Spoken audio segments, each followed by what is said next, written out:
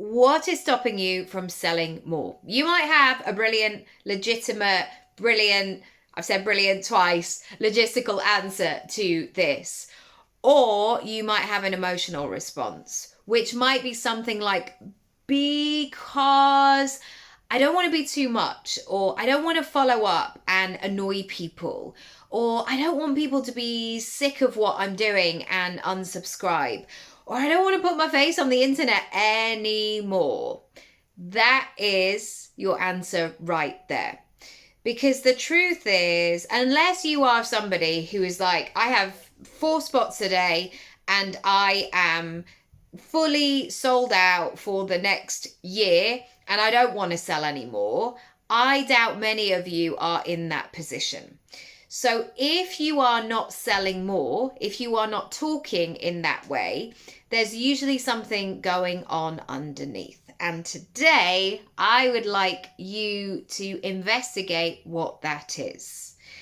And I then want you to apply the why exercise to this and really unpick it, almost like an onion. Why? Why am I feeling like this? Why? What am I worried about might happen? Why? Who am I worried that will see this? Why?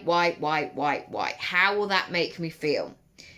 Get really into the nitty gritty core of it, because in that little bit, that's when you're going to get your answer. And sometimes what can happen is when you get your final answer, the final answer is actually not relevant to your action. The final answer might be something that's been lurking around for years and years and years. And you're thinking, why is that thing that happened when I was 13, 30 years ago, still holding me back? There's always so many clues. And then the great thing is, once you know what that thing is, you can welcome it essentially to come and sit at the table with you and go, all right, so what's going on here? Why is this happening? Or you can give a reasonable explanation. This excuse might be like, because you remember that time when you were 13 and you walked into that classroom and everybody laughed at your answer because you got it wrong and how humiliated you feel. You can then have that conversation back where you say, but that was 30 years ago. And that thing that used to worry me, I've done it thousands of times. So I'm all right now. And then you can be in that conversation of letting that belief go.